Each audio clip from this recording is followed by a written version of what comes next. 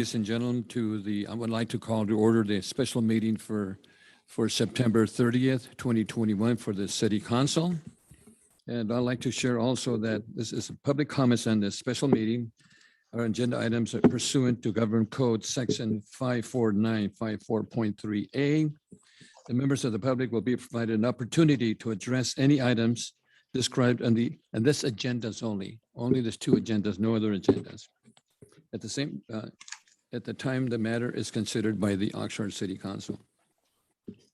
So Madam Clerk, roll call and posting of the agenda. Yes, Mayor. Councilmember Lopez, Here. Councilmember Madrigal, Here. Councilmember Perrello, Here. Councilmember Tehran, Here. Councilmember McDonald, Here. Mayor Zaragoza. Here, We have quorum. thank you, and please join me to salute to the flag of the United States of America. I pledge allegiance to the flag of the United States of America, to the republic for which it stands, one nation, under God, indivisible, with liberty and justice for all. Thank you. Mayor, can we have a moment of silence for the kid that was killed on a bicycle? Go ahead. This moment of silence, and go ahead for The young man that was bicycle accident. bicycle accident. Okay, moment of silence.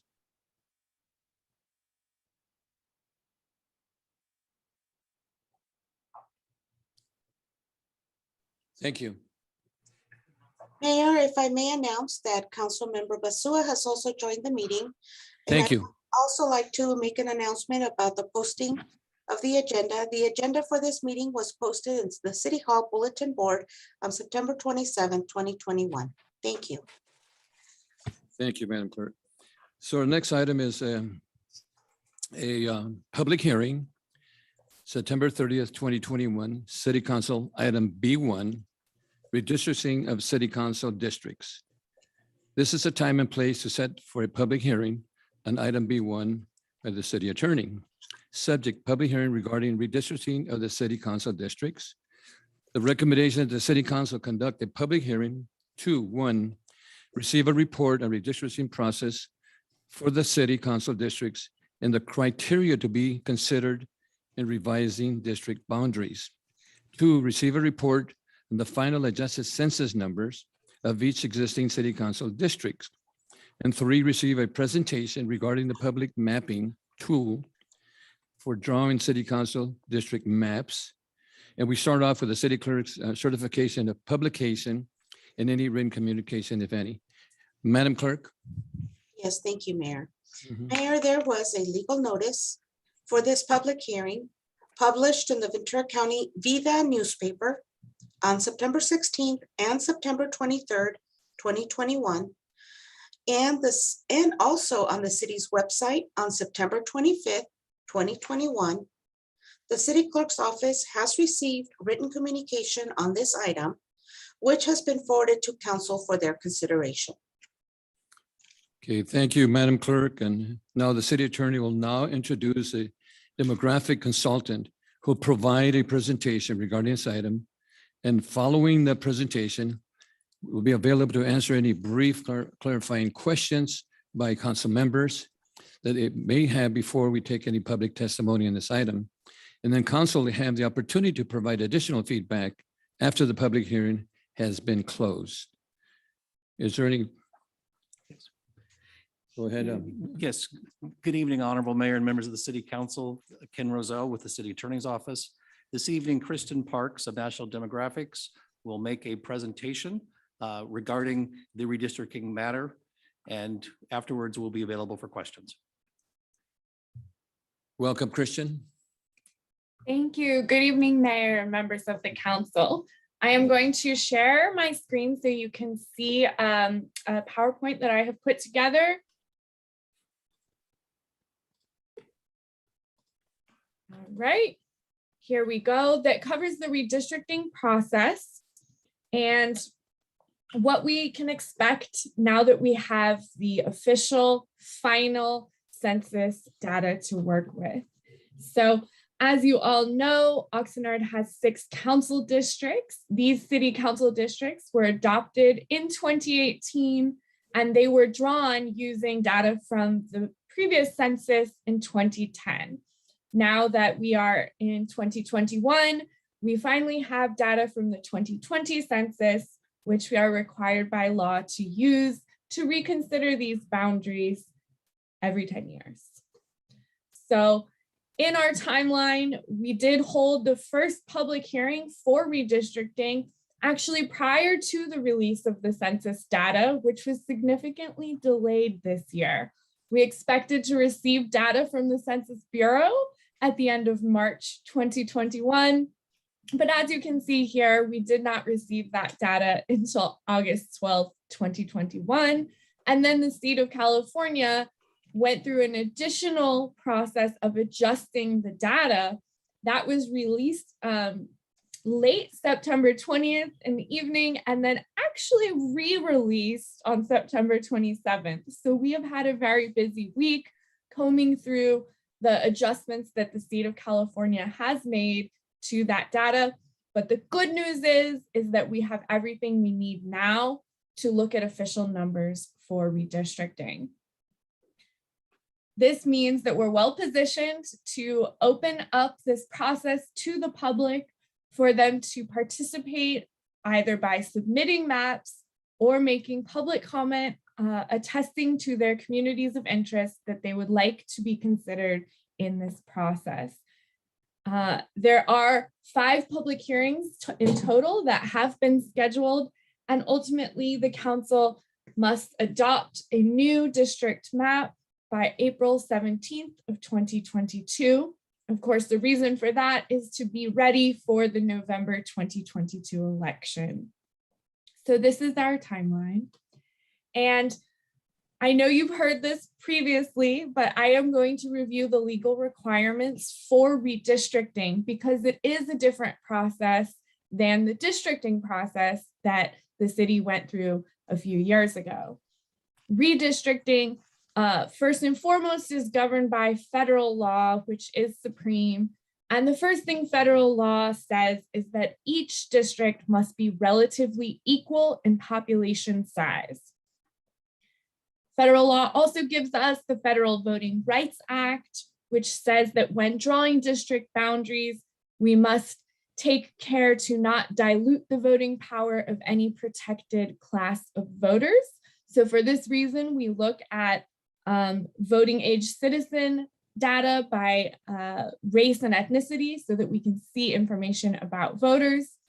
However, we have to avoid racial gerrymandering, which is defined as drawing district boundaries predominantly looking at race or only looking at race. It should never be the predominant or sole feature or characteristic we look at. For that reason, I'll be showing you additional demographic data, and we have even more extensive data from the census available to map across the city. So California law is also brand new, and what it is the Fair Maps Act, which has given every city in California going through this process a rank ordered list of criteria.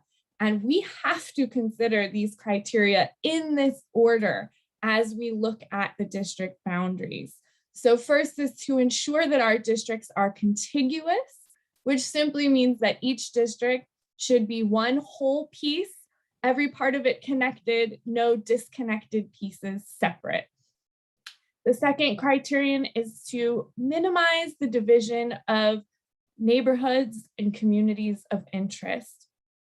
The intention here is to ensure that neighborhoods and communities have a fair chance to be represented on the city council by being kept whole within a single district and not being split and divided if that neighborhood or community so wishes to be intact.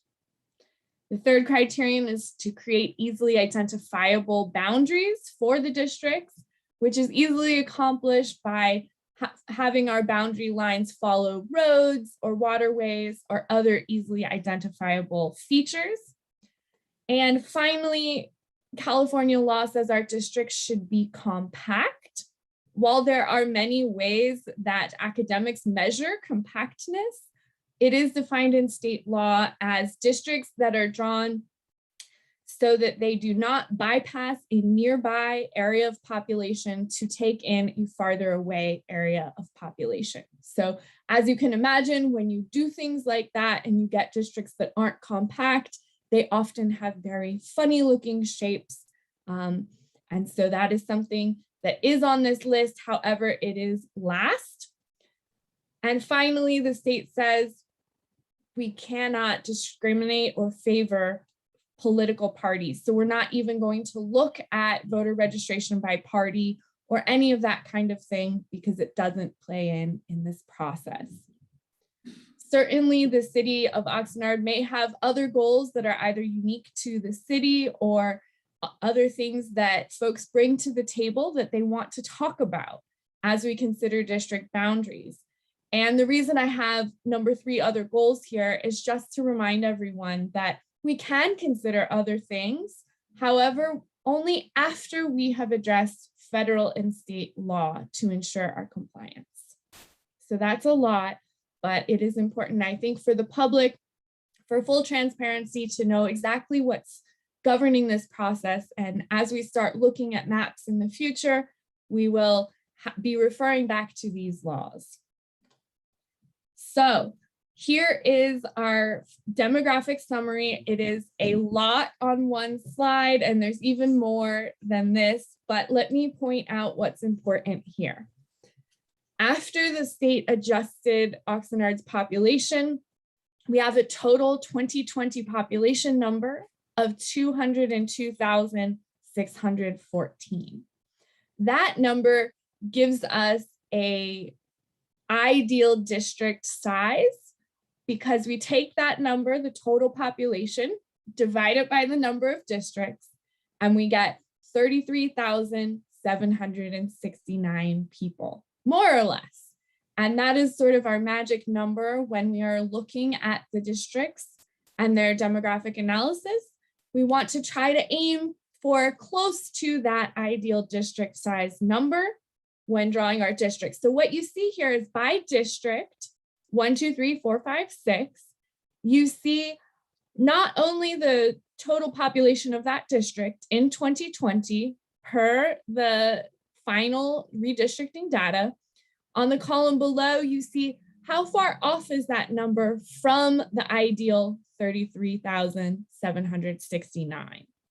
So, and then below that, you see a percent deviation. So to what percentage is the district deviating from that ideal number? And the negative numbers that you see here indicate that that district is smaller than the ideal size. So the negative numbers indicate that perhaps we will be adding population to those districts. And likewise, the districts with positive numbers for deviation and percentage deviation are overpopulated relative to the ideal. So those are districts that will potentially be losing some population to get closer to the ideal size.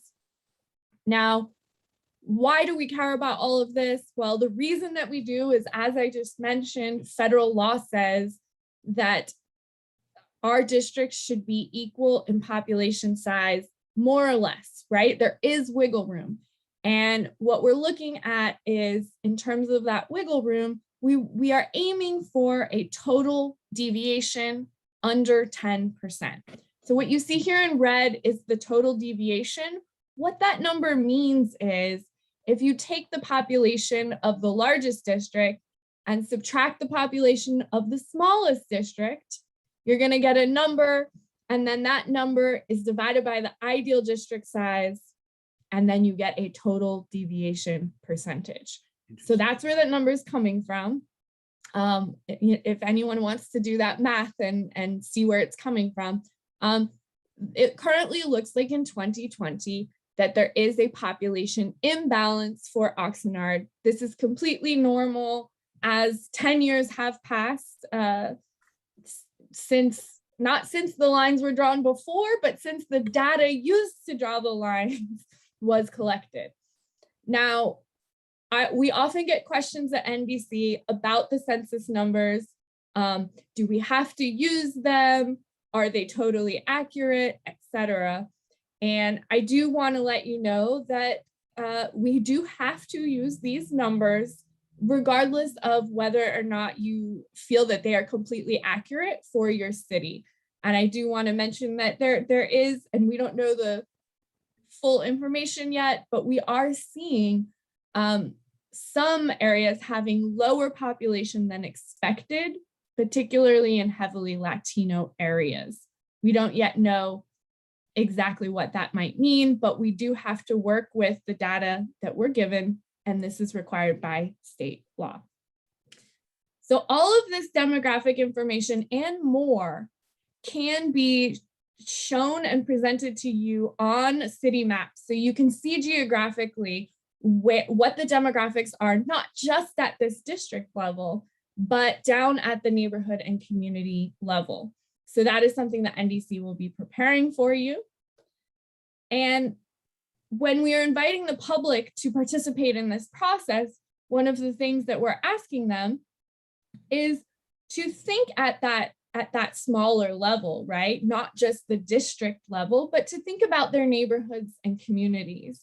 And so we're inviting the public to bring comment and testimony about their neighborhoods and their communities of interest and where those boundaries are relative to the district lines, and if those neighborhoods or communities wish to be kept within a single council district so that they have one council member representing them. Most people are familiar with what a neighborhood is. However, the term communities of interest or community of interest that's used in redistricting is not a commonly understood term. It's defined for us in state law as a population that shares social and economic interests and wants to be included within a single district so it has a chance to be effectively represented. So when we talk about what's your community of interest, or we want to hear from the public about communities of interest, what we're talking about is a geographic area that can be subjectively defined by the people who are in that area that have common interests. And oftentimes those common interests are common experiences, common problems or concerns that they might bring to city council to address, or even things like having a similar language that is spoken or a similar experience with living around a certain park or school, or having certain concerns about traffic or what, it's very subjective. So one of the things I like to tell the public is there's no wrong way to define your community, as long as you can tell us what brings you together and where in Oxnard you're located, so that we can take that testimony and consider it when we are looking at the district boundaries. A good way to think about a district is simply a collection of neighborhoods and communities that are grouped together within one district. So we want to figure out which neighborhoods and communities should be grouped together in each district. Other things you can think about, right, of course, are zoning, general plan. Again, this is very open, and NDC is happy to provide a lot of the data mapped on maps to help identify these communities. But I do not want to suggest or tell anyone in Oxnard what their community is, right? That is what you all have expertise in.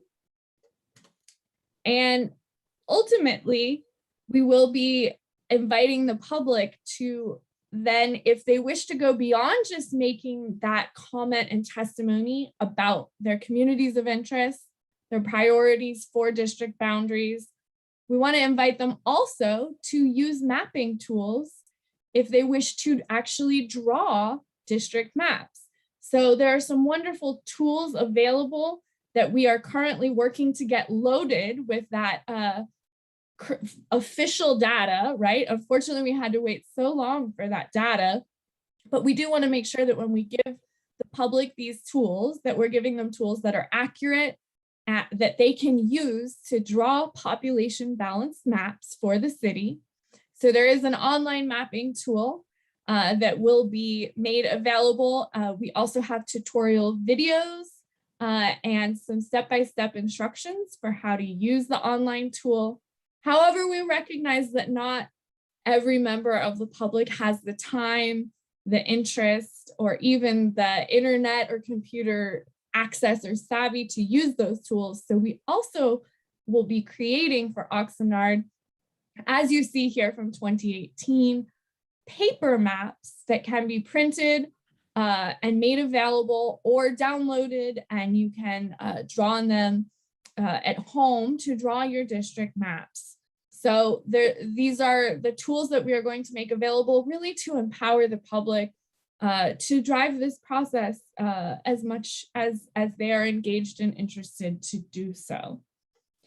So with that, I will close by reminding any members of the public that we do want to hear from you. And I am here also to take questions from the council members and do my best to help you understand the process and what we're doing along the way. So thank you. Thank you, Madam Parks. Excellent presentation. And I think we have Councilmember Bert Perello has his hand up. Got a question? Thank you very much. 3 questions right off the bat. You mentioned one of the slides, public hearings. We have the date set. Is there an indication of where the public hearings are going to be? Yeah, so that depends on the city. A lot of our cities are, as you are, having the virtual option available. But that is, you know, as that changes, and if there is a desire to have public hearings, you know, open to the public in the chambers, then that's an option as well. So you'll have to remind me. I mean, you all look like some of you are at home. I don't know if anyone's in the chambers. Second question, you mentioned, quote, protected class under one of the protection, I believe, federal. Give me a definition of protected class. Yes, absolutely. So the protected classes that we're talking about are the Hispanic voters, African-American voters, Asian-American voters, American Indian, Pacific Islander. You know, I'm kind of, hold on. I don't want to tell you anything wrong here. Doug's laughing at me. You nailed it. That's Oh, exactly you're right. laughing at me. There's a list there. Yeah, so there is a list available. I think it would be wise to put that on our site along with this, along with Yeah. the comment to definition of what you meant. Race is never a dominant factor, Absolutely. because it sounds a little contradictory. The protected class and race is never a dominant factor. Those are my Yeah, questions, Mayor. Yeah, thank you so much. Madam Parks, I have, the question I have is 202,614. Is that the final count? Correct. I always thought that we were probably about 208,000, but that's what the number. So you said, but potentially in some areas we had an undercount. Was that in the South Oxnard area? Potentially. It potentially, I mean, across the city of Oxnard. Oh, across the city. Okay. We don't actually know that because that's not what we're here to do, right? We're not here to Mhm. identify where the undercount is. We're here to use the data that we have to draw the best districts that we can for Oxnard, but it is something to be aware of if certainly you expected to see different, like you said, more growth, right? And we're seeing that, and I just want you to know your situation is not unique. We are seeing that in other cities as well, that the projected population numbers were higher than what we actually are getting from the census. Okay, well, thank you so much. So anyway, and then of course, our residents are going to be able to help us with the mapping of the districts.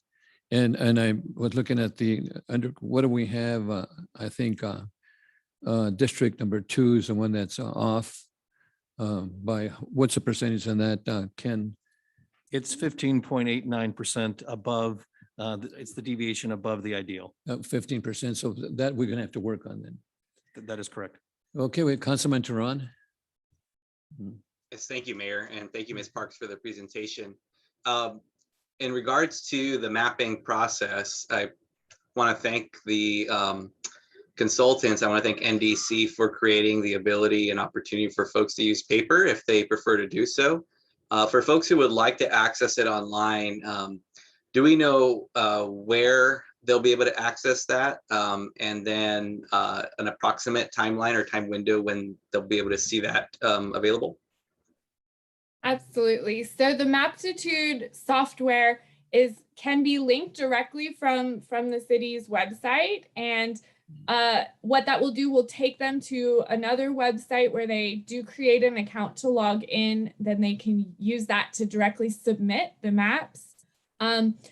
We work with an outside vendor, so a software company that's actually doing that. So NDC doesn't have control over exactly the timeline. So I don't want to give you a date, but we are working with them. As I mentioned, just this week, we got that data.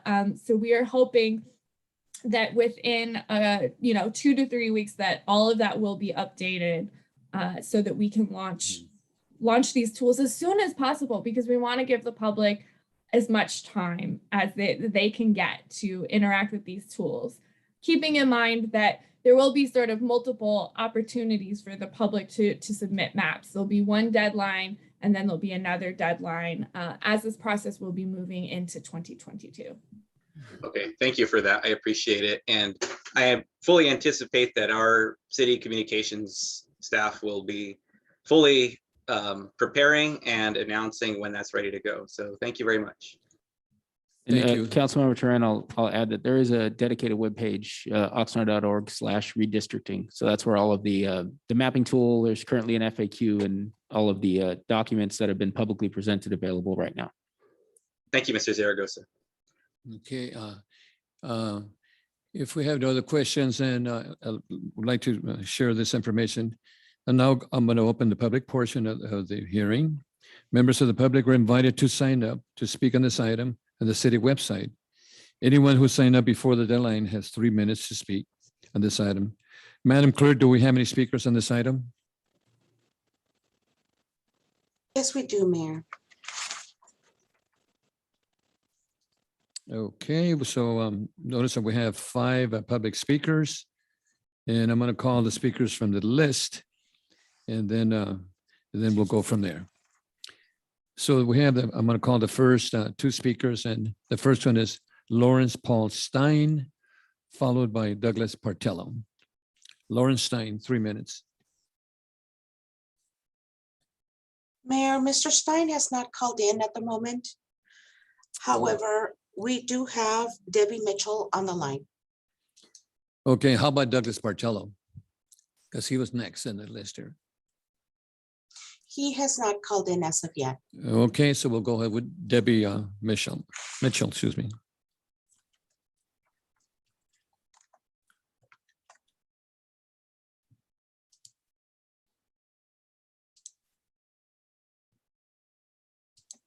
Miss Debbie Mitchell,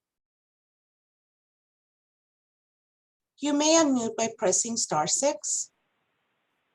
Hi, Debbie. Hello. Hi. You have 3 minutes to speak. Thank you.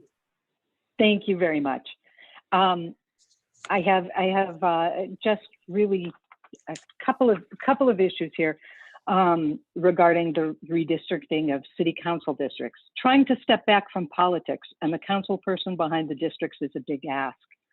In our district number 1, our council member has been very helpful in helping our community be aware of all Oxnard as a whole. By creating communities of interest, I would hope that we, the public, not take these boundaries of difference, but rather boundaries of voices to come together behind the whole of Oxnard. For my specific community, as a resident in the Harbor and Beach area, I feel that our needs are a complex balance of maintaining the area we live in and preserving and protecting the visitor serving nature of our community for all of Oxnard and beyond. Our ability to do this is sometimes discounted as being seen as only the rich people at the beach. yet our community is economically diverse. Also, most who live in this area are in support of and welcome the visitors to the beach and to the harbor. Our concerns on water quality in the harbor impacts all visiting the harbor and the beach areas, as well as our concerns on infrastructure and capital improvement projects. That said, I would recommend and hope that the public take interest in the county redistricting in the upcoming report on the agenda, as I would hope that we not divide communities of interest in Oxnard between county districts, and that we use the county redistricting to cross-check our city districts. And I will be making maps as soon as that data is available. Thank you very much.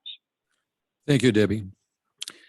Our next speaker is Barbara Mackie Ortiz, followed by Vanessa Valdez. Barbara Mackie Ortiz.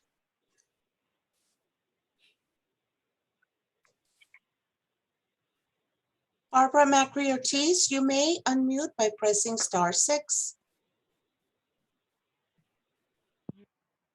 Hi, Barbara. You have 3 minutes to speak. Thank you. Good evening, Mayor Zaragoza and council members. My name is Barbara Macri Ortiz, an Oxnard resident. And I kind of wanted to put things in perspective a little bit because, you know, we just started these district elections in the city, just in, I think, 2018. And I think, you know, they've worked really well. We have better representation and more representatives has made our city stronger and more responsive. I think the council members are doing a good job working together as a council, and I think that their proximity to their own neighborhoods make them naturally more responsive and provide better perspective for the council and deliberations. So I think since we're new at this, people are learning little by little and becoming accustomed to the representation and the representatives. For this reason, I would recommend that we try to keep the same district boundaries as much as possible, understanding that we need to balance our districts. You know, I think having 6 districts was a good decision, but this is still a work in progress. So I don't think we should mess with it too much or any more than we have to, except for one consideration that I think we should think about. What is the value, or is there any value of having people in the same supervisor district and city council district? That's probably a question more for the next discussion, but I think there may be some synergy there that we may try to take advantage of in terms of building the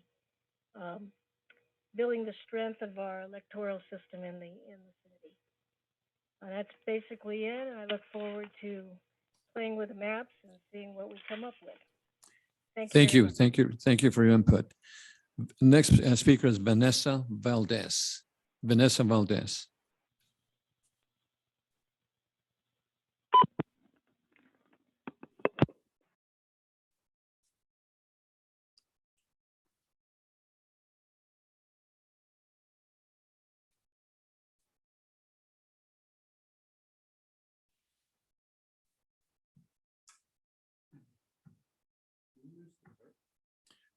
Madam Clerk, do we have Vanessa on the line? Sorry, Mayor, we do not have our next speaker. It's not available. How about Mr. Stein and also Portello? I'm sorry, they did not dial in. They are not on. They are not in our call-in room. Okay, so the next question I'm going to ask, do we have any other speakers? No, Mayor, we do not have any additional speakers at this time. Okay, so then I'm closing the public hearing. And council members, do you have any questions or comments you'd like to share at this time?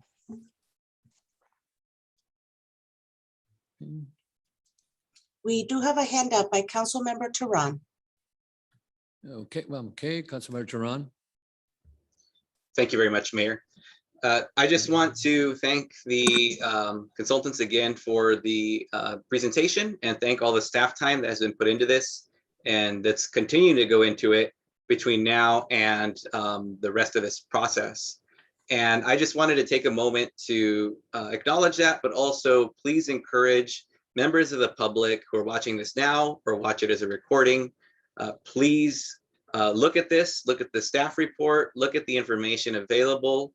Staff is available. If there are questions, you can email them and you can connect with them in a number of different ways, but please participate in this process and really look at what are some different ways that we can balance out the needs that we have in numerically for our districts, but also maintain representation for each of those districts and citywide. So that's my comments, Mayor. Thank you very much. Thank you. Councilmember Madrigal. Thank you, Mayor. Real quickly, as always, we would love a lot of public participation in this process. We did receive a lot of participation last time with maps. The winning map was actually presented by the public. It was not a city map, just for everyone's information.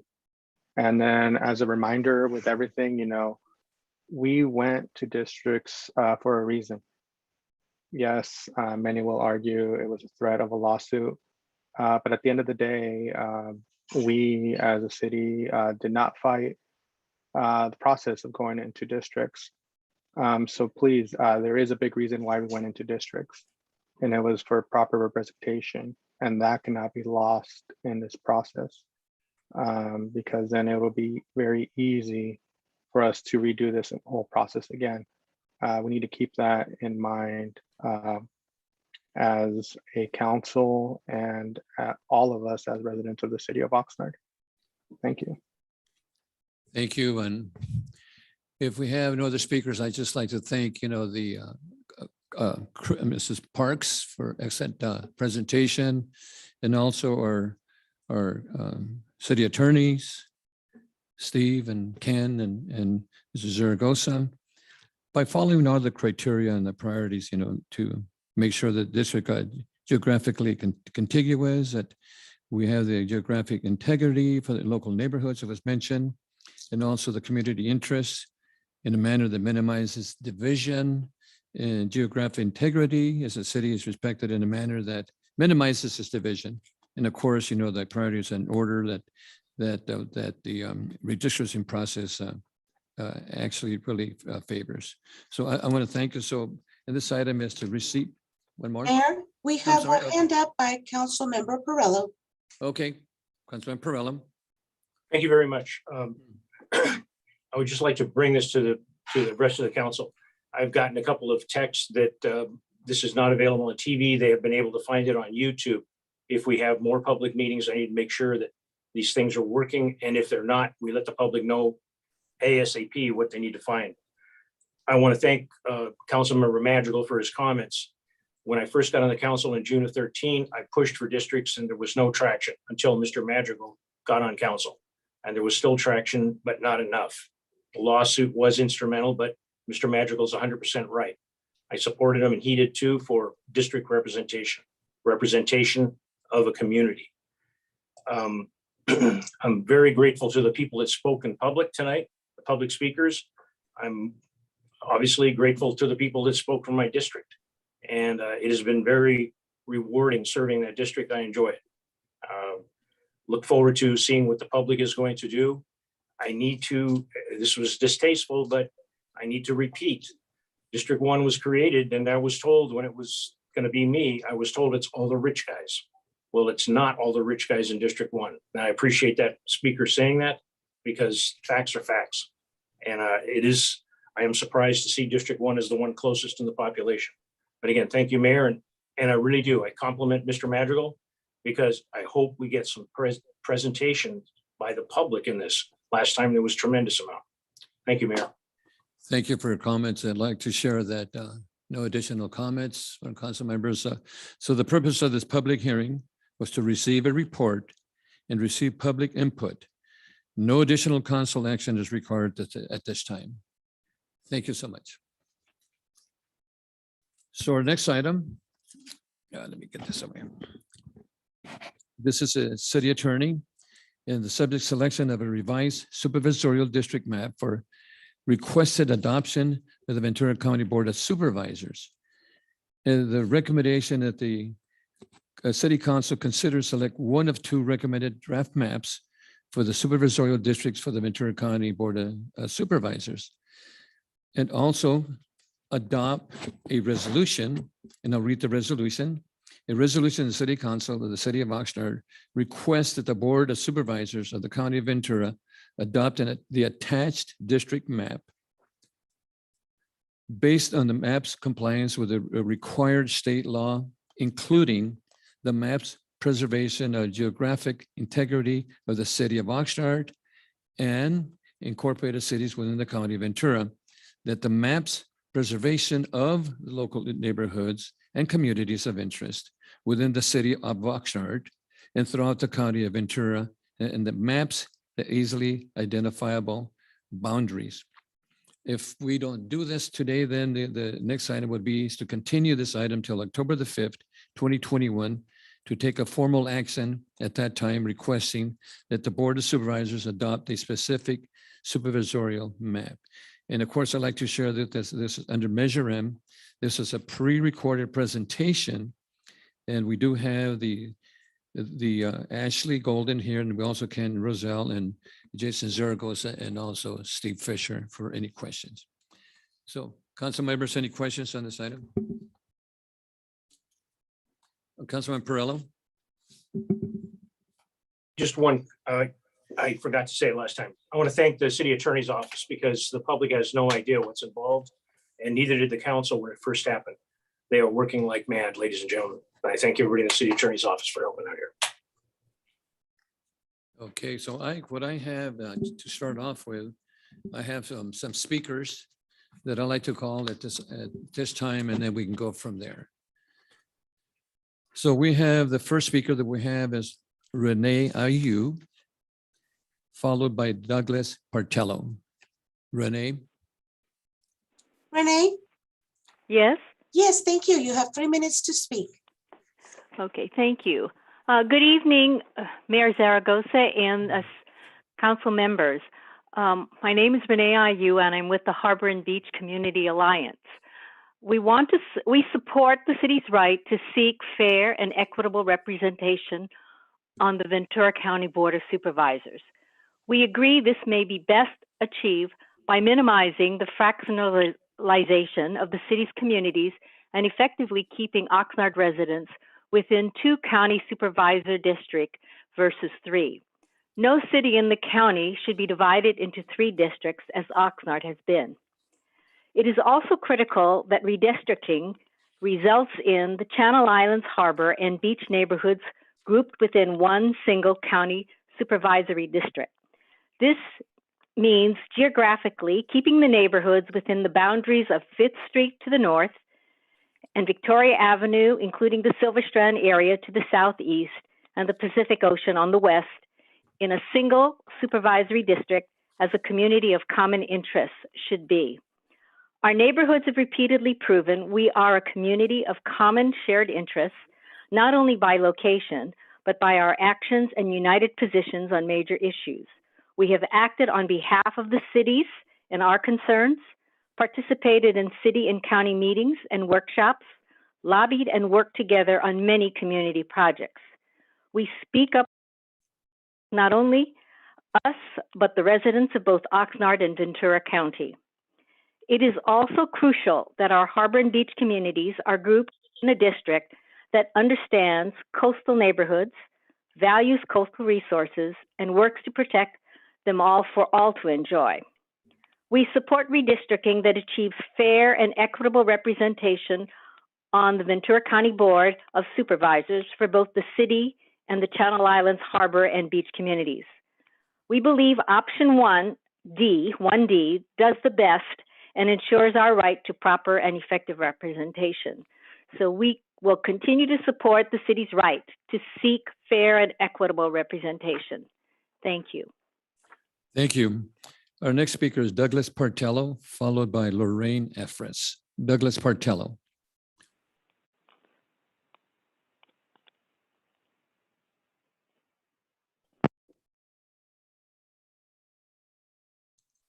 Mayor, Mr. Douglas Bartello is not available. Okay, then we have Lorraine Efris, followed by Debbie Mitchell.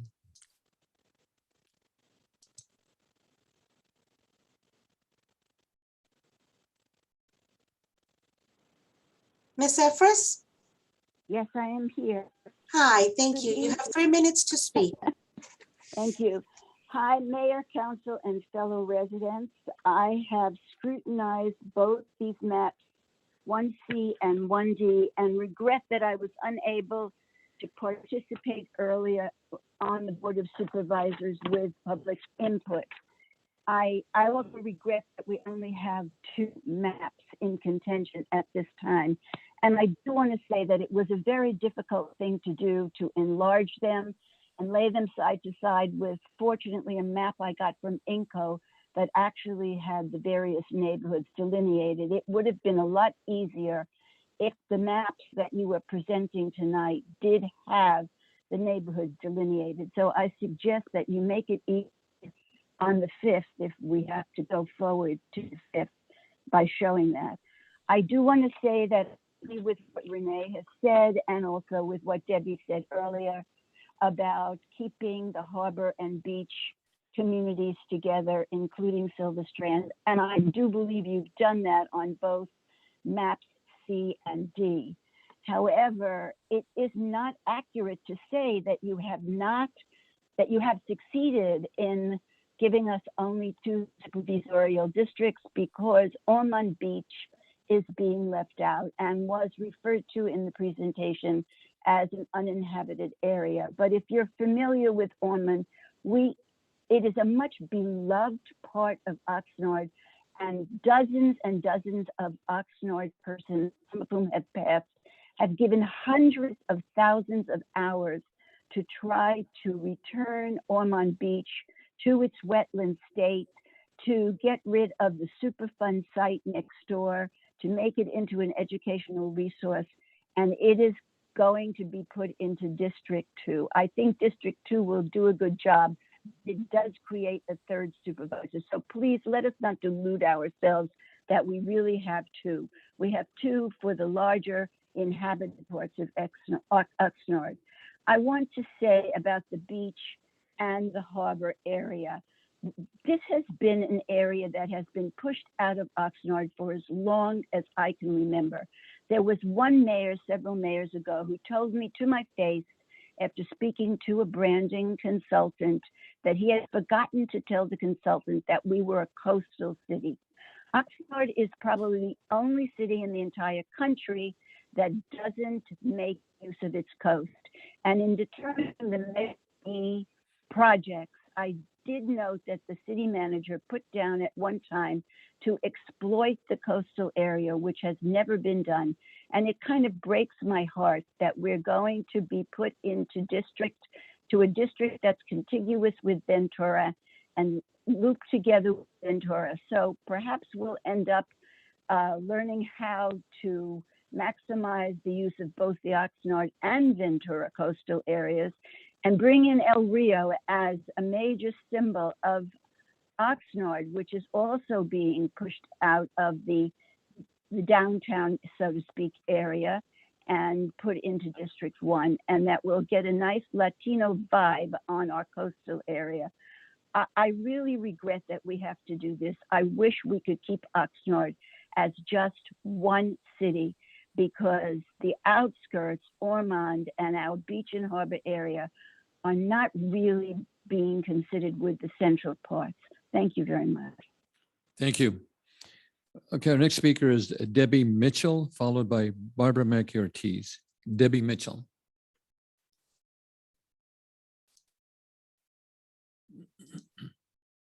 Ms. Debbie Mitchell, you may unmute by pressing *6.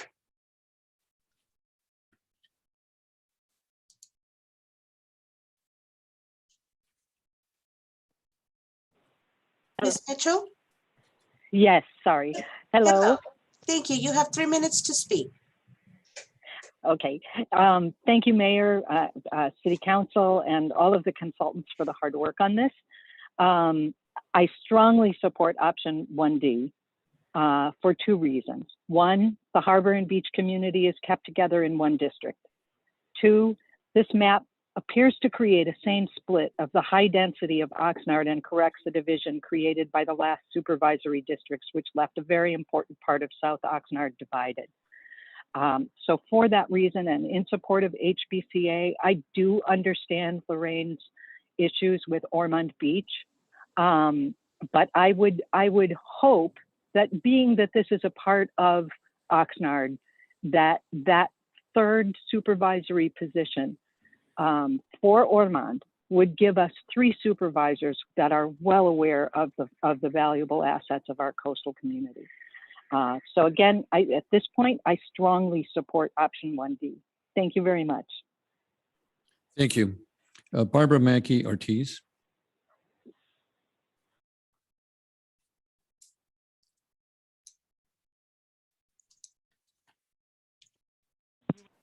Barbara? Barbara, you may unmute by pressing *6.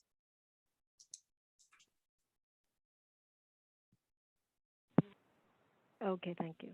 Thank you, Barbara. You have 3 minutes to speak. Okay, thank you. Mayor Zaragoza and council members. My name is Barbara Macri Ortiz, and I'm speaking tonight as a longtime Oxnard resident. And I think the most important thing I got to say is slow down. I don't think it's a good idea for the city council to make any decision on a map quite yet. There are a lot of considerations, and we need to make sure that we completely think things through. You know, with respect to the county, there are some legal considerations. Our county is over 43% Latino. This population deserves 2 competitive districts. So how that is accomplished has not been figured out yet. But Oxnard should not complicate the process by selecting its district prematurely.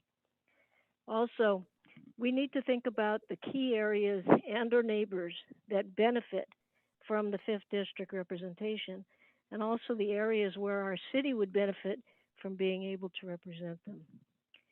We want our supervisor to have some leverage on the board to make sure that our supervisor is not discounted as just the minority community's representative. How do we do that? I think we need to think that through. I will admit that the first map I drew included as much of Oxnard as possible that could possibly fit working within the parameters of the law, but I am starting to rethink that a little bit. We have some time to figure this out. There is no need to rush to a decision tonight. Keep in mind that you are making a decision that will impact our community for the next 10 years. Also, all districts have to be balanced. So we are playing a game of dominoes. It's not easy, and we need to really think it through. So please slow down, take a breath. Let's think this through and do our due diligence so we can come up with the best decision for Oxnard, both for today and for the next 10 years. And I would say that with respect to Ormond Beach, I have to echo the comments of Lorraine. I think it's very important.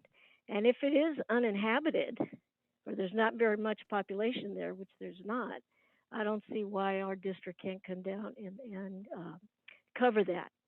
I know our community has worked very, very hard on Ormond Beach.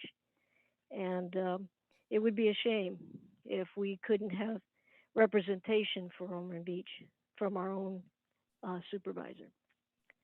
But in summary, I just want to urge you to slow things down a little bit, take a breath, and we really need to think this through. And I would ask you to continue the decision making till I think they said in the report October 5th.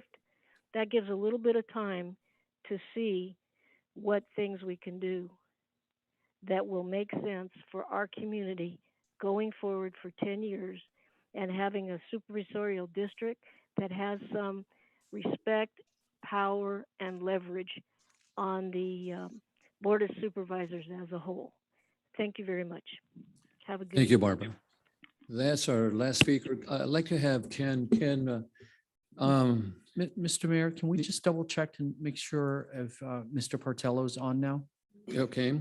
Let's give him one more opportunity. Portello excuse me. Mayor, Mr. Portello did not call in. However, we do have Mr. Lawrence Stein on the line. Okay, let's put him on for 3 minutes. Mhm.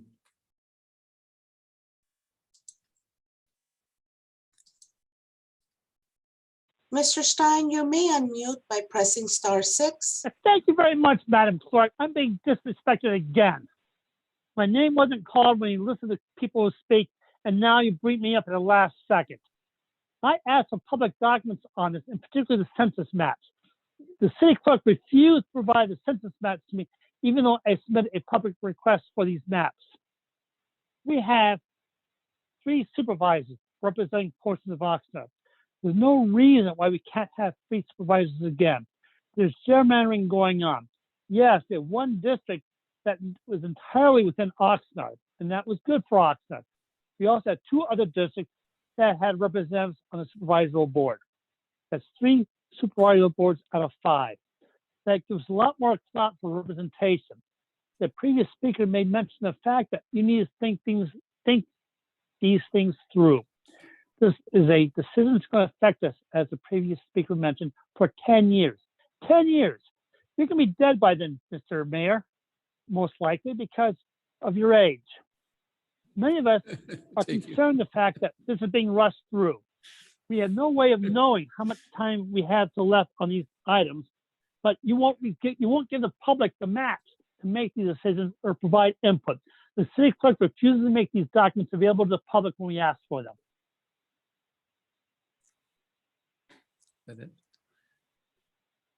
Thank you, Mr. Stein. Mr. Stein, I just want to share with you that my mother lived to be almost 100 years old, so I got a couple of years to go. Thank you for that. But anyway, Ken, the supervisorial decision that we're making today is because the Board of Supervisors is going to be holding meetings soon and make decisions without our input. Is that, can you share a little bit about that? Yes, absolutely. Under state law, the Board of Supervisors has to adopt their map on or before December 15th.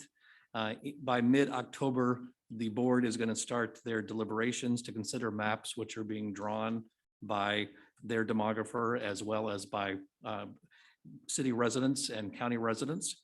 So it is important that the city provides its input as soon as possible.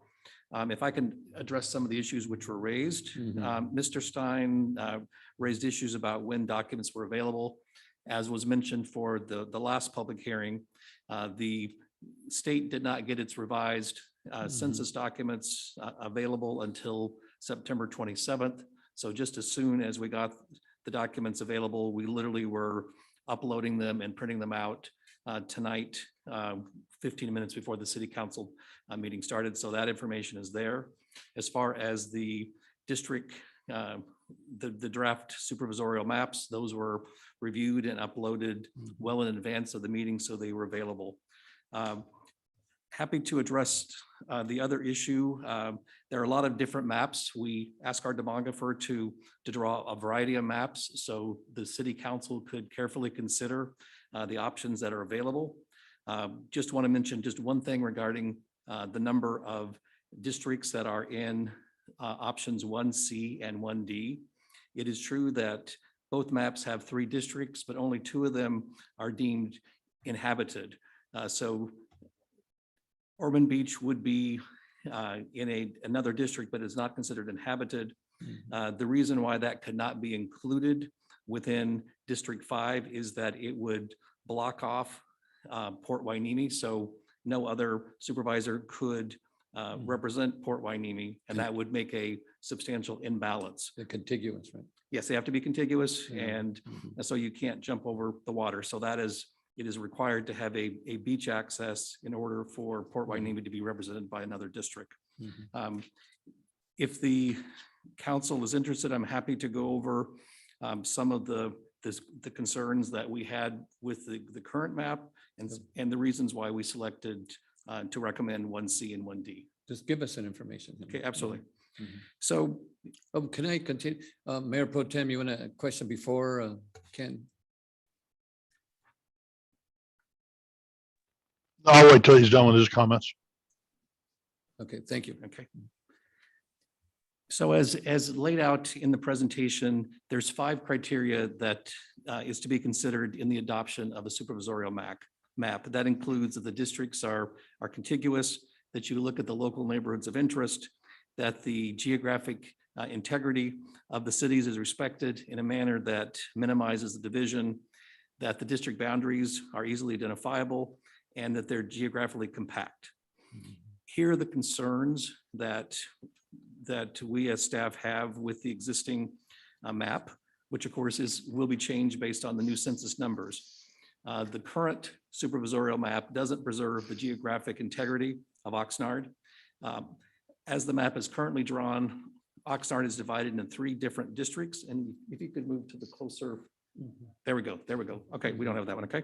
It's divided in 3 different districts, and each one of those districts is inhabited.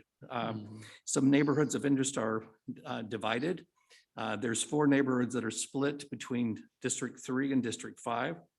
And District 3 includes 3 districts in South Oxnard that should be part of District 5 based on the neighborhood, the community of interest. Also 2, based on anecdotal evidence and other information we've received, a number of the city's residents, including those in South Oxnard, are unclear who their supervisor is because of the splitting of the neighborhoods and having some districts in South Oxnard represented by a supervisor that's based in Camarillo. So in our approach, we looked through all the maps. We carefully looked. We made a lot of consideration of the 10 maps which Doug Johnson of National Demographics drew. We wanted to consolidate the inhabited portions of Oxnard into no more than 2 districts. It would be ideal in a perfect world if we could have 1 supervisor, but based on the population of Oxnard, it is higher than the allowable population based on US Supreme Court decisions. We also wanted to reunite some of the established neighborhoods in Oxnard that have been split by the last map. We also, as part of the redistricting, we didn't want to do damage to other cities in Ventura County by dividing them into multiple districts. Some of the maps that you will see, options 3, 3B, 4, and 4B, did create some different divisions throughout the city and the county, but all those maps divided other cities into multiple parts. The option 3 and 3B divided Camarillo, I believe, into 3 different districts, and the 4 and 4B divided Camarillo into 2 districts, and also split up Simi Valley. So we also wanted to create district boundaries that are easily identifiable and understandable. So if you could go to map 1C and 1D, just so we can show let's start with 1D, if you could, please. 1D is in David, please.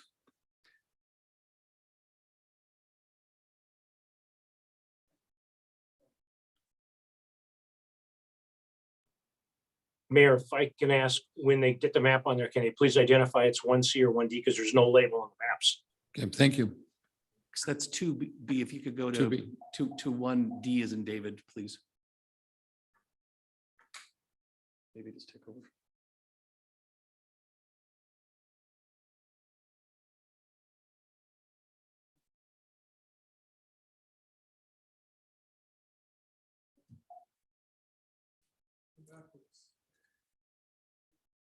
Got 3B there, just 4.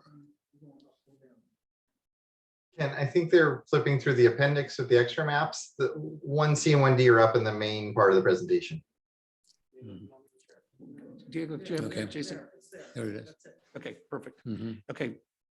So just wanted to bring this up as an example. When you look at the map, especially in South Oxnard, there are very set boundaries, so it's very clear where the boundaries are. It's not jig-jag. It's not dividing neighborhoods. So I think that's an important factor that we're looking at.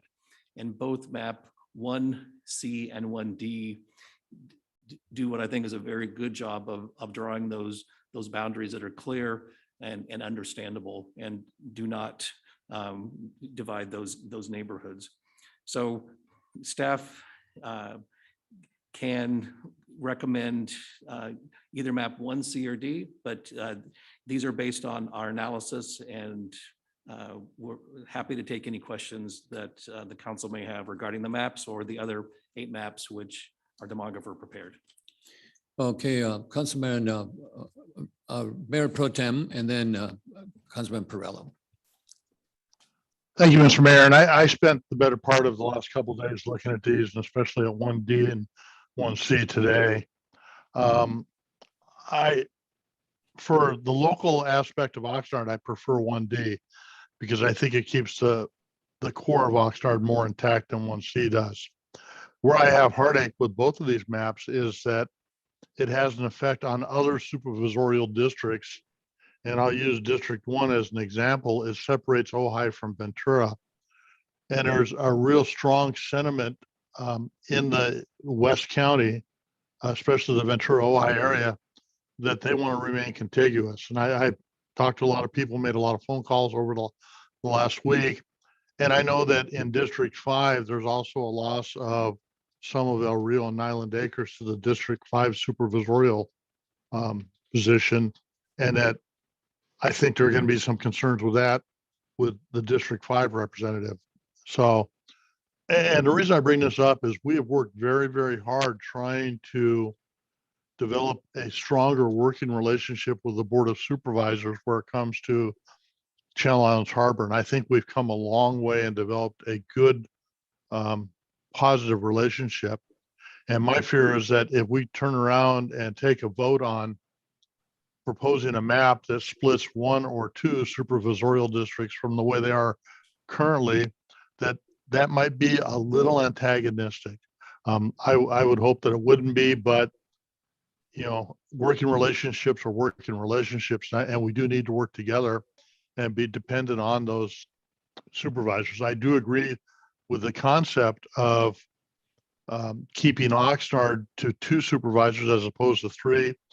And I think honestly, at the Board of Supervisors level, there really is not an issue with that concept. I think they agree with that in theory. So I'm comfortable there, but I am not comfortable going on the record of telling District 1 or District 5 supervisors of, we want to split some of your representation up. I think I would have liked to see some other options. And so because of that, I'm going to have an extremely difficult time supporting either one of these options tonight. In fact, it will likely be a no support vote. And I bring that up because if, as a counselor, we're going to take an action for a resolution, I think it should be unanimous. And unfortunately, I don't think it will be unanimous. And that's not the good way to propose anything to the county of Ventura at this point. So my suggestion would be, if it's not going to be unanimous, and as I said, I don't think I'll be able to support this, so it probably won't be unanimous, that we as individual council members propose to the Board of Supervisors as an individual what we think should happen. And I know some cities, the city of Ojai, and I believe one other city has had their city manager write in on behalf of the council and say, here's what we propose for your district mapping exercise, and has kept the elected body out of taking a vote on a resolution. So I am, again, I appreciate all the staff's work. I know it's not an easy job, and it is a challenge because Oxnard is 1/4 of this county's population, and yet there are 5 districts. So just simple logic will tell you that Oxnard has to have at least 2 supervisor districts in it. And I would prefer to have 2 as opposed to 3. I think that would not be a problem for all the supervisors, but it's just the unanticipated aspect of this that might create grief for them. And I'm just concerned about how hard we've worked to have a good, strong working relationship.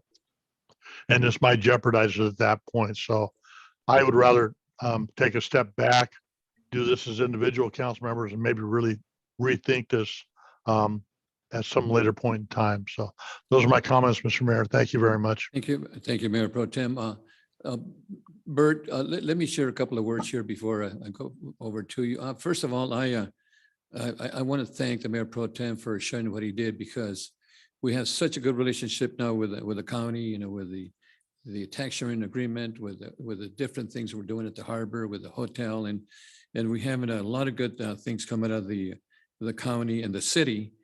But being there in the city council, and I was there for 10 years ago, I can tell you that to me, this is only a recommendation. It's really, we can share this information. It doesn't mean they're going to do it. But once they get into a dialogue, once they get into discussions, this whole thing might be different than anything else. I just want to share that, only as a perspective, only as a person that's been there before. But to me, this is only a recommendation that potentially could help, the 5th district become a two supervisorial district. And I respect you for that, Mayor Pro Tem, but I wanted to share that with you, that they're going to do whatever they believe is to their own benefit. And I believe that this is basically only a recommendation from the city of Oxnard for the residents and to have a say so in the redistricting of the supervisorial districts. By the way, I think if it's still the same, within a few hundred or maybe a couple of thousand people, I think each district is about 168,000. And the difference between 202 and what we have is about 30-some thousand more residents in Oxnard than to make it a complete district. I just want to share that with you. Councilman Perrello. Thank you, Mayor. And I think the Mayor Pro Tem, the longest serving member on this council, gave some very wise advice. I do favor one of the specific maps, but I do see that if it's not going to be unanimous, I would not advise going with a split vote and a recommendation. We go in weak, like a dog minus 2 legs. And I don't think that's a good move for us. The issue that I have with respect to the maps is a question. If we were to lobby for a map, a specific number of the maps, does the county have the same number map? Or do we, how do we lobby for that map on the county level? That's a question. But I do agree that, and I wish memory was better, but I know it's at least a dozen, I believe it's at least a decade, possibly longer. The agreement between the county and the city in the harbor was out of action. It's taken a long time to get that. And humans being blessed with all the good and the bad, grudges can be carried for a long time. And the advice of the Mayor Pro Tem, I think, is wise. People have long memories and payback is payback. So I don't think it would be wise to upset everybody. There's a lot of people that want things here, including myself. I think that, I remember going back to the one that I was aware of was John Flynn, one of the strongest supervisors I ever met. He got a lot of things done, ruffled some feathers, made some enemies, but he got a lot of things done for his district. But the things have changed. And I live in Supervisorial District 1, and there was a rocky start to my relationship of getting involved in my neighborhood with Supervisorial District 1. It worked out. We have Supervisorial District 1 representing areas where there's levies and there's issues, and it's worked out, and all of the supervisors chipped in. The current mayor, John Zaragoza, on the Board of Supervisors, we all chipped in. But I think that the wisest advice, if the Mayor Pro Tem were to make that in a motion, I would second that we don't take a position on this, because I think that we could really shoot ourselves not in one foot, but both foot. That's my comments. Thank you. Thank you. And we have, I think it was Councilmember Madrigal and then Basua. The other way around, Councilman Basua. I think Councilmember Madrigal was before me, but thank you. I want to thank staff for all their hard work on putting these maps together and the staff report. I actually was going to say a lot of what our Mayor Pro Tem said. If I have to pick one map, if I had to, it would definitely be 1D. I'm not really happy with Ormond Beach not being part of this district that we would be proposing, but I think that we're going to be making a decision that is going to be affecting a lot of people for a very long time. I know in the South End District 5, I have 2 different supervisors, and one is very active, the other one is not. I would like to ask our city manager. It was mentioned that Ojai wrote a letter with recommendations. I think maybe we can all agree that we want 2 supervisors for Oxnard, and that would be the best thing for Oxnard. I'm wondering if that wouldn't be a better approach. I would like to see 2 supervisors for Oxnard, but I'm not really sure that these maps are something that I'm going to agree on. So I'd like to know what other options we have besides a resolution from the city manager. Thank you, Councilmember. I think the options were actually laid out quite well by the Mayor Pro Tem. I think if you can find consensus, this would be a great mechanism. If not, you all as elected officials, I would highly encourage you to each advocate for something on behalf of our city, or you can ask me to send a letter the way Ojai did, just making a request. In our case, it would be to keep to 2 supervisors. Okay. Okay, thank you. I greatly appreciate that. I would like to make a motion not to approve any of these maps. If we need more time to think about it, I'd like to come back in the October meeting to discuss a little bit further. Otherwise, I would be okay with our city manager sending a letter on our behalf if we all agree that we would like to only keep 2 supervisors for Oxnard, and because again, I don't think I can support either 1C or 1D as far as the maps are concerned. Thank you, Mayor.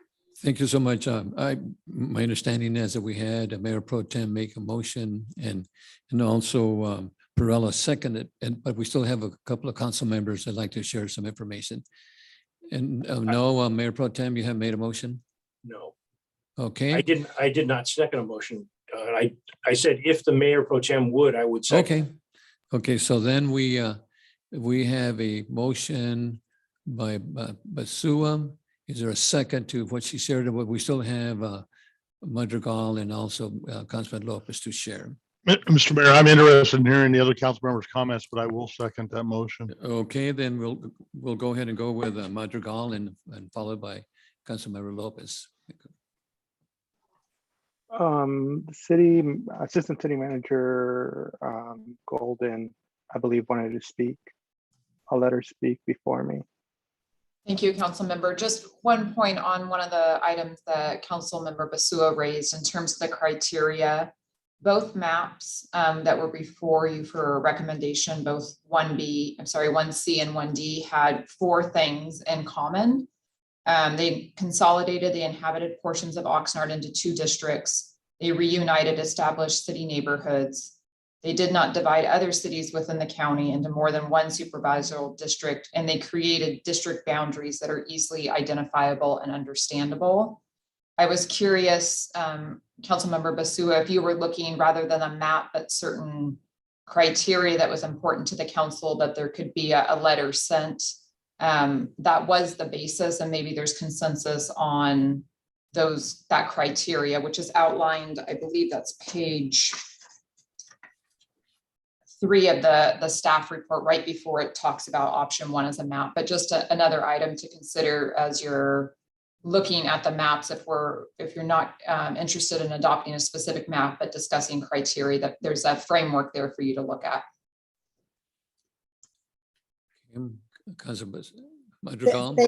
Thank you. Okay. Okay, real quickly, I know I'll just start where I was gonna start before, even though I think it's irrelevant now, but I actually favored 1C. I honestly, both maps I could live with. I still think that something better could have been done. But my biggest issue with it in general, though, was actually our neighbors to the west or south, depending on where you live, and that would be Port Hueneme. I don't think it would have gone through even whichever one we would have recommended, simply because I think many would argue and probably win out, but the G word, gerrymandering.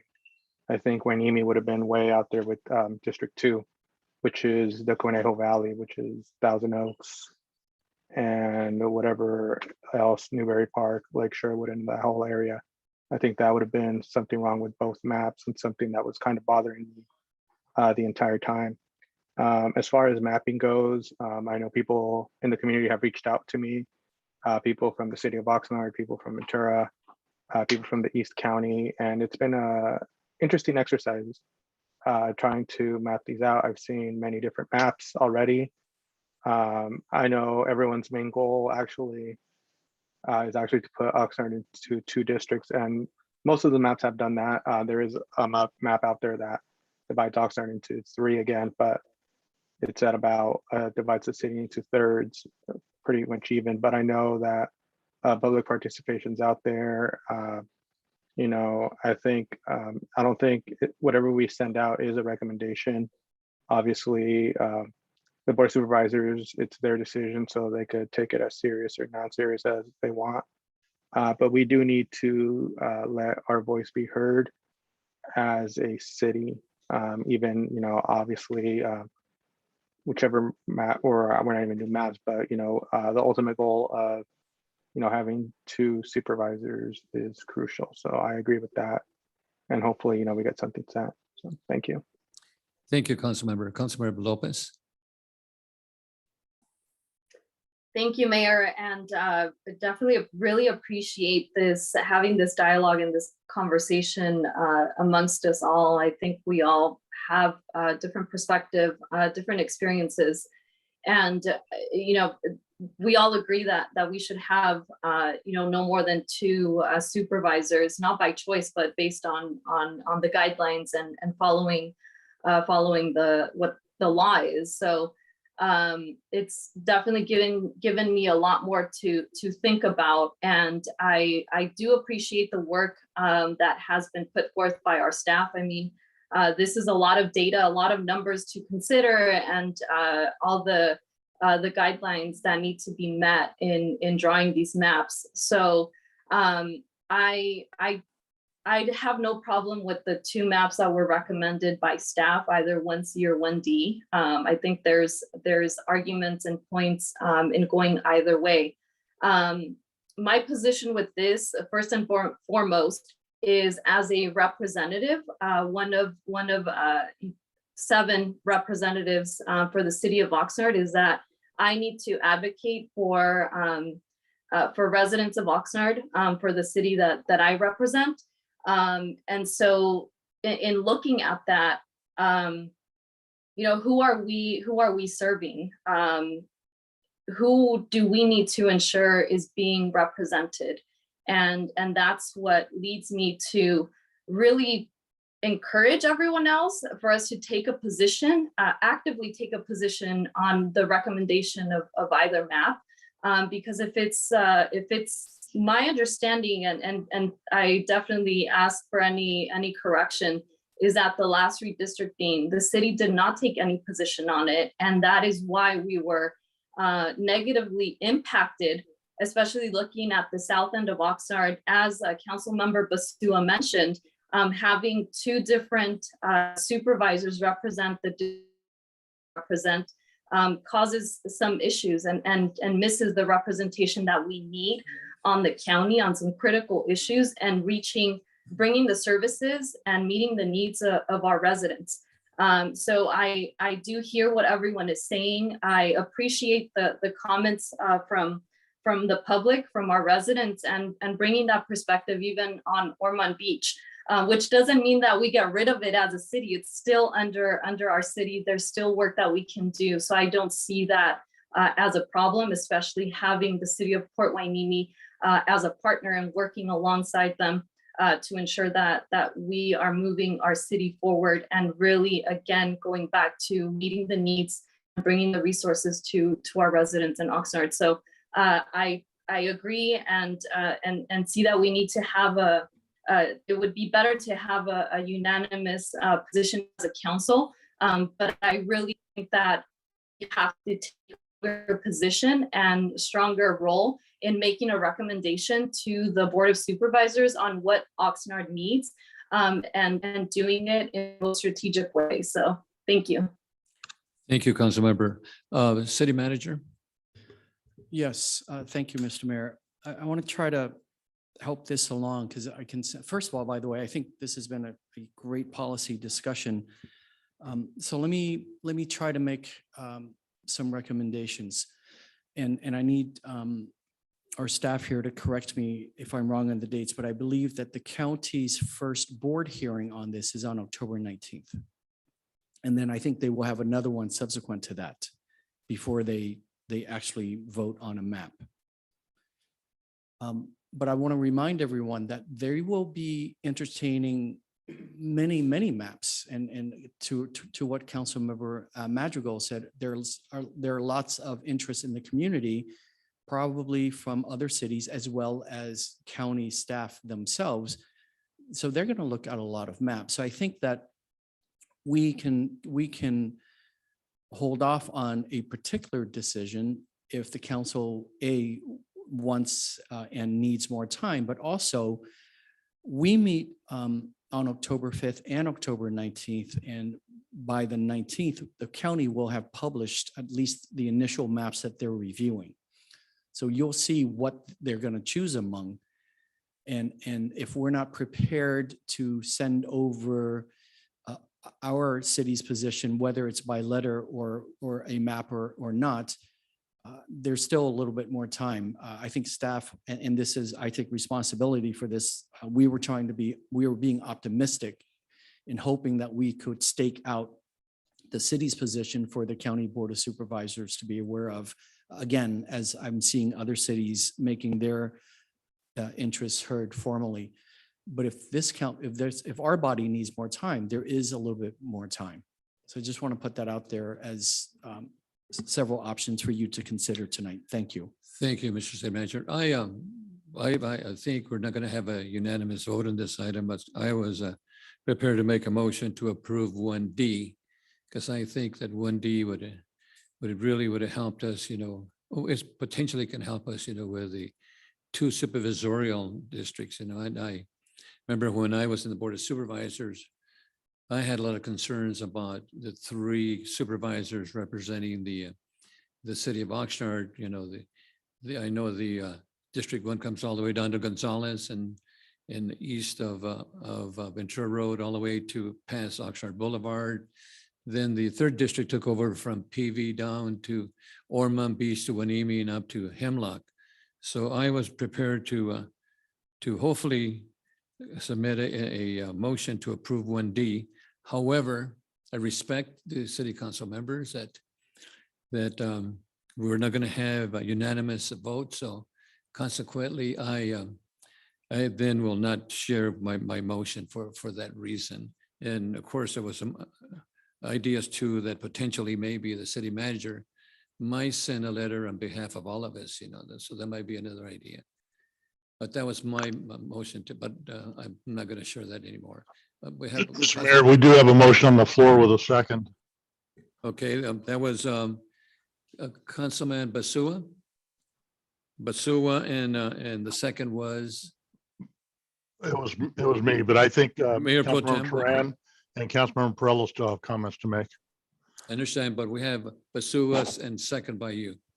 Yes. Mayor Pro Tem. Okay, Tehran and then Perello. Thank you, Mayor and Mayor Pro Tem. I just was going to ask for clarification on the motion because I feel like I heard that it sounded like at first it was continue the item to the next meeting till October 5th. And then I also heard about either individually reaching out or having the city manager draft a letter with a preference.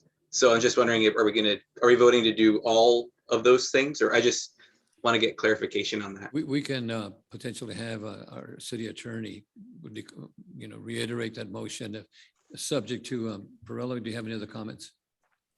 Yes, I'd like the city clerk to restate the motion because I agree with Councilman Turan. It's not very clear what I'm going to be voting on, but I do want a clarification. I believe I heard one council member say something about cities would complain if Hueneme was in a district. Isn't Hueneme in District 2 right now? It's not in If the I'm wrong, fifth. I'll admit it, but I think it is. Yeah, it's under Camarillo, yeah. Yeah. Okay, thank you. But I won't vote on it until it's restated. Okay, go, Oscar? If Hueneme is with Camarillo, that means that's District 3, not District 2. District that's 2 is the Conejo Valley for Correct. correction purposes and accuracy. Okay, That's I correct. thank you. Thank you for clarifying that. Thank you. Okay, so Madam Clerk, do you want to Mayor? repeat the motion? Yes, I would like to ask for clarification on the motion because we had a lot of input. Does We this, have Ken has written down here. You want to? yes, if you could please read it for us? Yes, and Councilwoman Basua, please correct me if I do not properly articulate this. It was to forward a letter to the Board of Supervisors outlining 4 different factors that the Oxnard City Council would like to see in the supervisorial maps. The 4 items were to consolidate the inhabited portions of Oxnard into districts, reunite established Oxnard neighborhoods, and do not invite other cities within the county into more than one supervisorial district, and to create district boundaries that are easily identifiable and understandable by residents. Masua, that's your first, and Mayor Pro Tem, that's your second. That would be my second, but also it does not preclude individual council members from writing individual letters of support or non-support to the board. That's a good point. Thank you. Okay, so we got a first and a second roll call. Oh, excuse me, Councilman Turan. Yes, we have discussion on this. Thank you, Mayor. I just want to thank Mr. Rozelle and the city clerk for clarifying it. And thank you for making the motion, Councilwoman Basua. I also thought that I heard that we were considering continuing the item to October 5th as put in the recommendation. Was that not part of the motion originally? I don't think so. No, that's not. No, my motion was to go ahead and allow our city manager to forward a letter to the county supervisors and allow us to, like Mayor Pro Tem said, to do it individually if we choose to contact them on our own. No. Okay. Councilman Turan. All right, thank you for that. I appreciate that, and I appreciate all the discussion that we've had thus far. I would, I know we're going to do roll call right now, depending on where we go with this. If this motion were to not prevail, I would like to make a motion to continue this item to October 5th. Based on the input. Right now, council members, we have a motion and a second, and we're going to take a roll call subject to Bert. Yes, I'd like to ask Councilmember Basua. Councilmember Basua, Assistant City Attorney Ken Rozelle read several points. When you made your motion, I did not hear those points. Did you mean to include those points? Yes, during the discussion, Ashley Golden went ahead and also clarified that in the council report, those were the 4 items. I think we said we could all agree that those 4 items, specifically the ones that we want to keep Oxnard within 2 supervisors, were extremely important to us. And I also said that I couldn't agree with the maps because I also believe that Ormond Beach should stay with us. So I said I couldn't support any of the maps. Okay, and the only reason, the only reason I asked that question, Councilmember Basua, because I didn't hear you say that, and I want to make sure that that's what you want in your motion, because it isn't Mr. Rozelle or Ms. Golden making the motion, it's you and Mr. McDonald second, and we're going to vote on your motion. That's why I asked the question. Thank you. Yes, and I want to clarify that I think based on what I heard and what I still continue to hear, and I heard what Councilmember Lopez said, that she would want us to go ahead and pick a map, I think that at least what we can all agree on is that these 4 things are important, specifically the one to keep 2 supervisors within Oxnard. The drawing, and those are going to be just my comments. I'm going to just stop there. Thank you. So roll call. Oh, I'm sorry, we have Councilman Lopez. Thank you, Mayor. And I want to ask Ms. Golden if she can, I know the city manager asked for the dates of what the timeline is with the county, because I do strongly feel that we should make a recommendation on a map, and you know, clearly we don't have a consensus on any map today. So, you know, I would like to see, based on those dates, and make a friendly amendment to what Councilmember Basua has brought forward, is if we could continue the item when we are in a better position to select a map. And if we can't come to a consensus, then we, you know, then we forward a letter from the city manager. But we have a time issue. Is that? May I'm sorry, Mayor, may I ask a question?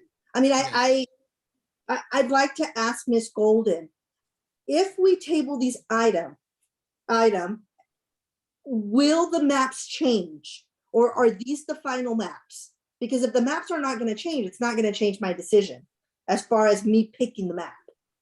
But if staff's going to come back with different maps, that might persuade my decision. If I may interject, I think the key thing about having more time is we will start to actually see of all the maps that the county sorts through, which ones they're actually going to consider. And that may inform our body. We may see a map there that you can support. Or if you see the maps that they're considering that you really oppose, then you may want to consider sending one of the maps we have. So it's just playing for time in that sense. Okay, so can I redo my motion with the current motion stays, but adding after the county meets and shows us their maps, we can come back and maybe support a map that they have, that they're going to consider. But how about we worded something to the effect of, if another map can be produced that does not create the concerns that we have at this point, that we would be willing to reconsider. Would that work? That would definitely work. Thank you. The question would be what time, my apologies, because I think we have a period of time that we have to make a decision. And was That is correct. At this point in time, the board is meeting next on October 19th, and we'll start to consider maps based on the schedule on the county's website. There is indication that they are considering the adoption of the map in early November.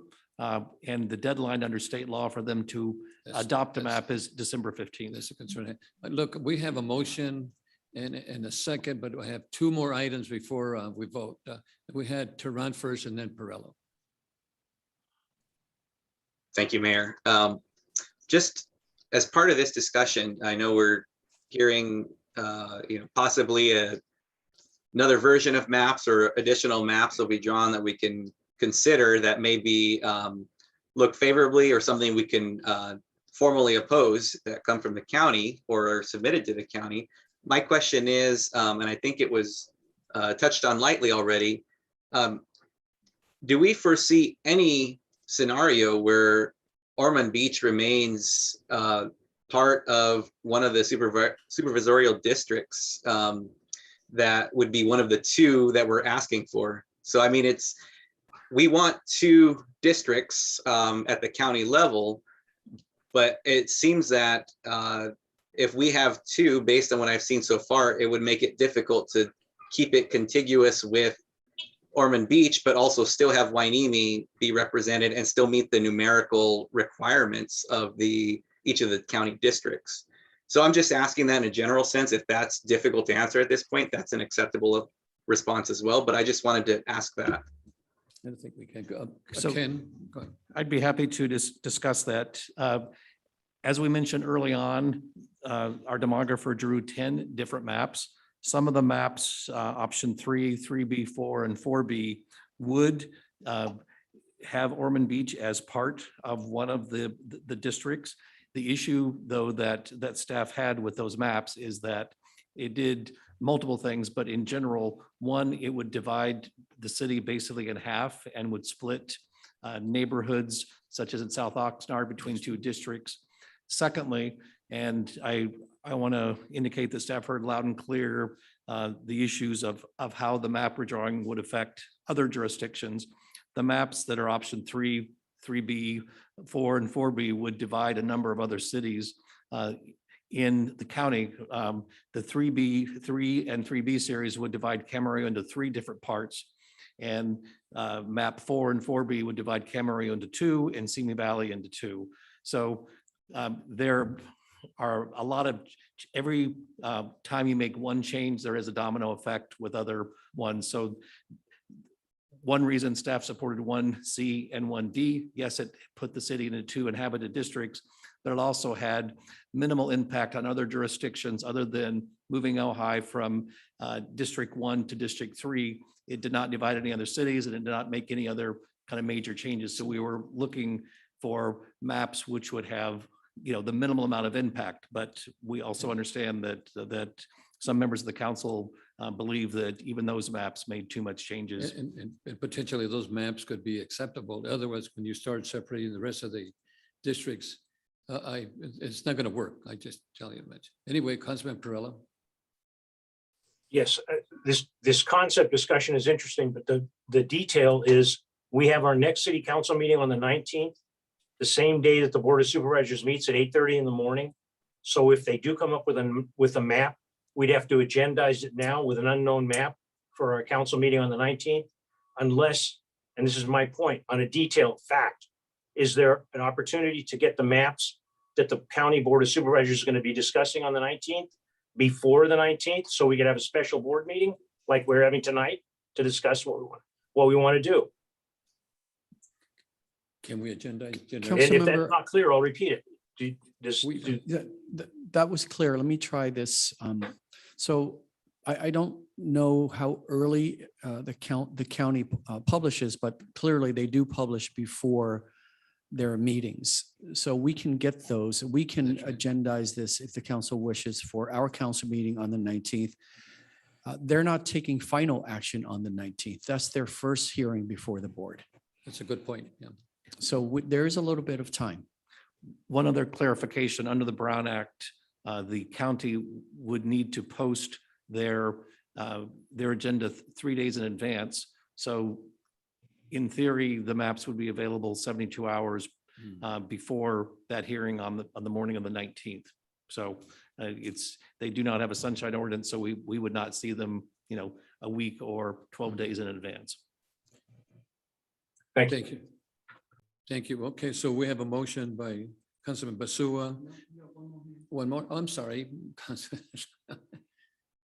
Councilman Lopez. Thank you, Mayor, and again, really appreciate this is really great with everyone. So just to clarify, because I think what the motion was, and if not, I would ask what Councilmember Basua is recommending is sending the letter, but the addition was to continue this to the 19th. Or is that something that, I can suggest amending to your motion so that we can consider on the 19th? You did make an amendment. I just want to make sure that's what Councilmember Basua was. Okay. So we can look at it, right? Yeah, correct. I'm not. Well, there's some logistical issues. If we get the maps 72 hours before our meeting on the 19th, our demographer will need to look at them and staff will also need to review them. So it's a very limited time period in which to do a kind of detailed analysis that would need to occur. It's possible, but our demographer also is representing a number of other jurisdictions. So the bandwidth may be limited as well. Mr. Mayor, if I may. My friendly amendment was that to continue with the motion, but if the maps were significantly changed, it would be open for bringing it back to council on or before the 19th. Yeah, that was my understanding too. We have a city manager. If I can make a quick comment, I don't think that it's one or the other. I think there's nothing wrong with sending a letter with our principles stated That's right. early, as early as tomorrow morning, or I'm sorry, Monday. Monday. And then review the maps, because again, whether you as a body sends over one map or two maps or three maps, they will be reviewing many maps. Exactly. Right. So this isn't the dichotomy where they're going to choose our map or not. They might not Right. even look at it. Right. So I think we can do both. So I think we can send a letter out stating your desires on those principles. And you can review whatever maps they're reviewing once they refine it. And then you can discuss on the 19th here, if you like any of their maps, if you want to send one of our maps because you don't like any of their maps, or if you like one of their maps but you want to tweak it a little bit. I think there's time for that. Thank you. We could take roll call subject to Councilman Tehran's last comments. Thank you, Mayor. I think it was, I think I'm okay on it, but maybe I could just check in with Mr. Rozelle and the city manager. If we were to push to the 19th, which it sounds like that's something we're about to vote on, and the county's maps in theory would be published no sooner than 72 hours prior to the public meeting. But we agendize it, and our sunshine ordinance says we have to get information out 12 days prior to our meeting. Do we run into any issues with that? Or it sounds like it's just we would amend the agenda and include those maps once they're available. Let Ken go ahead, Ken. That would be a classic subsequent need item that basically after the posting of the agenda, the item came up. In this case, the maps would be made available for the city council to review, so we could agendize it and amend the agenda to include the particular maps which were presented to the council, to the Board of Supervisors. Great, And that's, thank you. and Oh, that's go ahead. because that information would not be produced by us, but coming from another governmental body. Councilman Perla. I don't like voting on things I don't totally understand. Can you please restate this before we have more discussion for the last time, please? And I appreciate the city attorney helping us the way he is here. We'll go ahead and repeat that. Yes, the motion is to direct the city manager to send a letter to the Board of Supervisors outlining the 4 principles which the Oxnard City Council wishes to see in the supervisorial redistricting. These are as follows: that the inhabited areas of Oxnard would be consolidated into 2 districts. They would reunite, establish Oxnard neighborhood, do not divide other cities in the county into more than 1 supervisorial district, and 4, create district boundaries that are easily identifiable and understandable by residents. And then as a separate item, or part of that motion, allow the city council members to contact the Board of Supervisors directly to give their input on the particular map in which they support.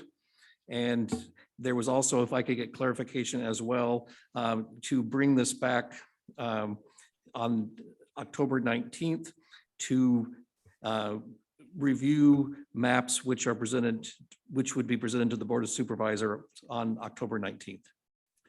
Thank you. Councilman Basua, you're okay with it? We're first. I just want to clarify this with Mayor Pro Temp McDonald, because the motion was to only bring it back if the maps are significantly different. But if we want to, Mayor Pro Tem? Well, the term significant is a kind of a subjective term. What's significant to me may not be significant to others. So for the sake of simplicity, I would say if there are new maps to look at, let's take the opportunity to look at them. Good point. Okay. So that's a second then. That's it. Okay. Okay, roll call.